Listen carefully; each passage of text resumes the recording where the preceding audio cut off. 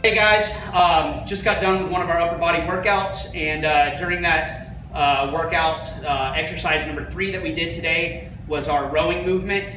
And I'd probably say 7 or 8 times out of 10 when I do rows, it's just a good old-fashioned standard barbell row.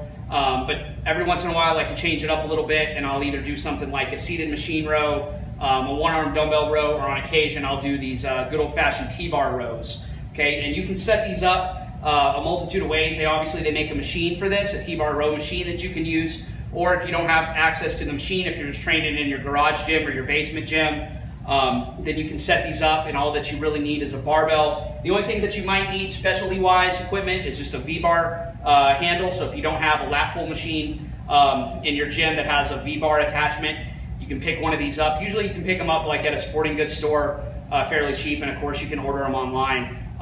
But you'll need one of those. Other than that, all that you need is a barbell, some plates, and then usually some sort of elevated platform to stand on. And for me today, that was just a pair of 45-pound bumper plates. So I just like the feel of the T-bar row with that V grip. It hits you really, really hard right in the middle of the back, and also you feel it really good in the base of your trap. So it's kind of a unique feeling when you start to lose a little bit of your progress on the standard barbell row. I'll switch it up on occasion and do these. So you'll notice in the video, I did about 5 sets. I think we filmed 3 sets, but in each of the videos, you'll find that I didn't go extremely heavy. So everybody likes to be, do the Ronnie Coleman thing from back in the day and load up, 6 or 7 plates on the end of the barbell. And this exercise will allow you to do that. It will allow you to use some really, really heavy weights. But you don't really work the back all that well when you do that. You wind up just kind of heaving the weight around, a lot of forearm and bicep in the movement.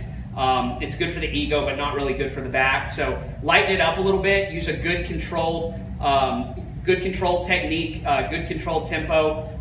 You'll notice on the video that I really accentuate the stretch of the movement on the way down. So I lower it down and even pause it just for a beat on the floor. I'm really trying to feel the lats stretch when I lower it down. And then you'll notice when I row the weight up, I'm simultaneously retracting my shoulder blades and at the same time throwing my back into pretty pronounced extension. Okay, so not hip extension, but spinal extension. And that's really how you want to learn how to do your rowing movements. Not just for the T-bar row, but for the barbell row, a dumbbell row, a machine row, any kind of rowing movement. You really want to learn how to simultaneously retract the shoulder blades and at the same time throw your back into extension, and that will get the most activation out of the lats. It'll make each repetition really generate a lot of lat activity, and that's really how you want to go about training your lats, not just heaving the weight around from point A to point B. So rep range is about anywhere from like 8 to 15 reps on these. Again, good control. I think we did about 5 or 6 sets today. Kind of worked up to a heavy set of 8 and then came back down. Again, just a controlled weight. And full range of motion on these is what you want to try to do.